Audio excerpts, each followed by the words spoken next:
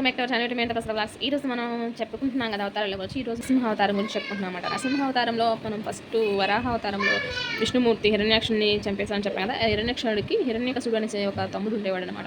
హిరణ్యకసుడు విష్ణుమూర్తి మీద చాలా కోపంగా ఉన్నాడు. ఎందుకంటే తన అన్నని చంపేశాడు కదా. ఆ కోపంతో చాలా ఉన్నాడు. ఇంద్రుడి లోకంలో పోయి గెలవాలని చెప్పి తన రాజ్యాన్ని అంతా చేసుకుంటున్నప్పుడు విష్ణువు కాపాడుతాడు కదా. విష్ణువు కాపాడుతాడు కాబట్టి విష్ణువు నుంచి ఇంకా నాకు శక్తులు కావాలి, విష్ణువు మీద నేను గెలవాలంటే నాకు చాలా శక్తులు కావాలని చెప్పేసి అడవికి వెళ్ళి బ్రహ్మను ఓం బ్రహ్మదేవాయన మహా అనుకుంటూ అడవిలో తపస్సు చేస్తూ ఉంటాడనమాట. ఈ సమయంలో ఇంద్రుడు తన రాజ్యం మీదకి వెళ్ళి దాని రాజ్యాన్ని అంతా లాక్కొని తన హిరణ్యకశిపుడు రాజ్యానికి అనమాట వెళ్ళి లాక్కొని తన భార్య గర్భవతి అయిన కశ్యాతిని కూడా నిర్వహించాలని ట్రై చేస్తాడు. కానీ ఆమె భయంతో వణుకుతో తప్పించుకొని నారద మహర్షి ఆశ్రమానికి వెళ్తుంది. నారద మహర్షి ఆశ్రమంలో వాళ్ళు బాగా తనని గర్భవతి అయిన ఆమెను ఆ గర్భవతి అయిన కయాదిని వాళ్ళు బాగా చూసుకునేవాళ్ళు అనమాట. రోజు విష్ణు కథలు చెప్తూ ఉంటే ఆమె వింటూ ఉండేది. తన గర్భంలో ఉన్న బిడ్డ కూడా అవి వింటూ ఉండేవాళ్ళనమాట. సో అలా ఒక పండంటి మగ బిడ్డకు కయాది ప్రసవం అవుతుందనమాట. అప్పుడు ఆ బిడ్డకు పేరు కూడా ఒక ప్రహ్లాద అని ముని ఆశ్రమంలోనే పెడతాడు. ఈలోపు అడవిలో మనకి స్వామి తపస్సు చేస్తున్నాడు కదా ఈ రాక్షసుడు. బ్రహ్మదేవుడు ప్రత్యక్షమై ఏం వరం కావాలో కోరుకో అని అడుగుతాడు. అప్పుడు నాకు మరణం లేని జీవితం కావాలి అని చెప్పేసి హిరణ్యకశిపుడు బ్రహ్మదేవుని అడగగా బ్రహ్మదేవుడు ఇది ప్రకృతి సిద్ధం అనమాట, ఇది విరుద్ధము ప్రకృతానికి, జనన మరణాలంటూ మనకి ఉంటాయి కాబట్టి నేను ఈ వరం ఇవ్వలేను అంటాడు. కానీ ఇంకొక ఏదైనా సరే వరం కోరుకోమని బ్రహ్మదేవుని అడగగా హిరణ్యకశిపుడు ఏమైనా అడుగుతాడు, నేను మానవులతో చేత కానీ, జంతువులతో చేత కానీ, దేవుళ్ళతో చేత కానీ, ఇది ఎవరితో కానీ పగలైనా కానీ రాత్రైనా కానీ నన్ను చంపకూడదు, ఇంటి లోపల కానీ బయట కానీ నన్ను చంపకూడదు అని చెప్పేసి స్వామి వరం కోరుకుంటాడు. స్వర్గం మీద కానీ మన భూమి మీద కానీ ఏ ఆయుధం చేత కూడా నన్ను చంపకూడదు అని చెప్పి ఒక తెలివిగా ఒక వరాన్ని అయితే రాక్షసుడు కోరుకుంటాడు. బ్రహ్మదేవుడు నువ్వు తెలివిగా వరాన్ని కొనుక్కున్నావు, ఇస్తున్నాను తీసుకోమని చెప్పి వరాన్ని అయితే హిరణ్యకశిపుడికి ఇస్తాడనమాట. తను తిరిగి తన రాజ్యానికి వెళ్ళి చూడగానే ఇంద్రుడు తన రాజ్యం మీద ఇలా చేసింది కనుక ఇంద్రుడి మీద చాలా కోపంతో ఊగిపోతుంటాడు. ఊగిపోయి తన భార్యని బిడ్డని వెతికి తీసుకొని తన రాజ్యానికి తీసుకొస్తాడు.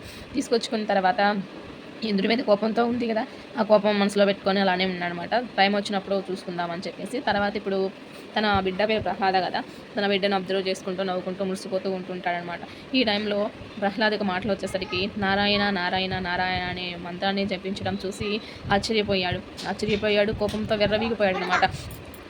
ఇలా తన్ని చూస్తూ ఒకరోజు పిలిచి, నాయన నువ్వు ఏం మాట్లాడుతున్నావు, నువ్వు ఎక్కడ ఏ ఆశ్రమంలో ఏం నేర్చుకున్నావు అని చెప్పి తన బిడ్డని అడుగుతాడు. అప్పుడు తండ్రి నేను విష్ణు నామమును తెలుసుకున్నాను, ఆ విష్ణువుని గురించి తెలుసుకున్నాను, ఆ విష్ణువే నాకు అన్ని దైవం అన్న ఏదైనా అతనే అని చెప్పేసి ఆ ప్రహ్లాదుడు తన తండ్రికి ఎదురు చెప్తాడు.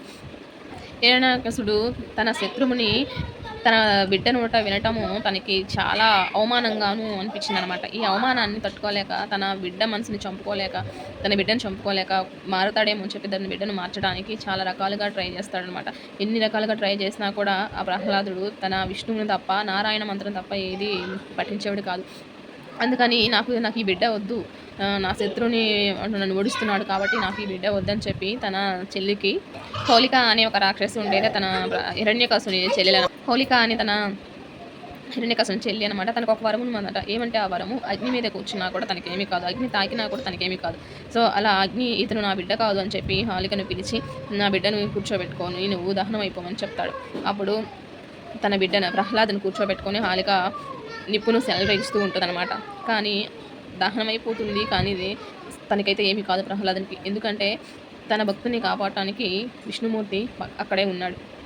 తన భక్తిని చాటించుకోవడానికి విష్ణుమూర్తి తన భక్తిని కాపాడటానికి అక్కడే ఉండి హోలిక దహనం అయిపోతుంది, కానీ ప్రహ్లాదునికి మాత్రం ఏమీ కాదు, విష్ణుమూర్తి అక్కడ కాపాడుతాడు. ఇంకా అందరూ ఆశ్చర్యపోతూ ఉంటారనమాట సభలో అందరూ.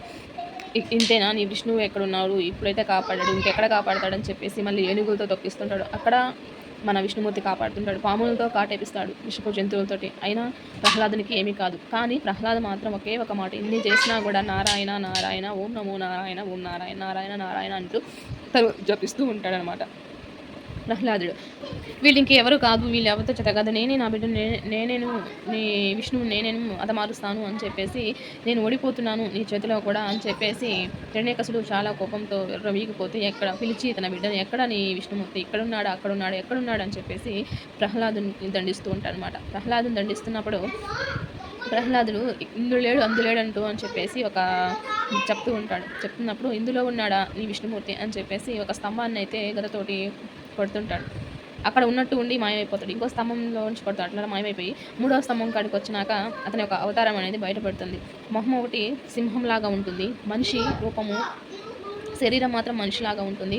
మొహం వచ్చేసరికి సింహంలాగా ఉంటుంది. చేతి గోళ్ళు వచ్చేసరికి చాలా పొడవుగా ఉంటాయి అన్నమాట. నరసింహ అవతారం ఉగ్ర రూపం కనిపిస్తుంది అనమాట. ఆ ఉగ్ర రూపాన్ని చూసి హిరణ్యకశిపుడు కొంచెం ఆశ్చర్యానికి లోనవుతాడు. ఆశ్చర్యానికి లోనవు నువ్వేనా, ఓహో నువ్వేనా విష్ణువు అంటే, అవును నేనేను, నీది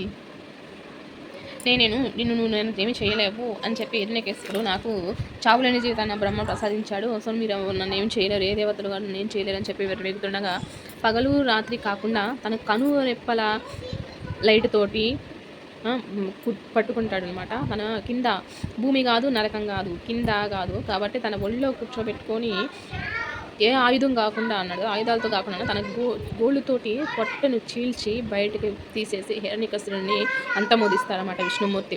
ఈ విష్ణుమూర్తి అవతారమే 4వ అవతారమే మన అవతారం అనమాట.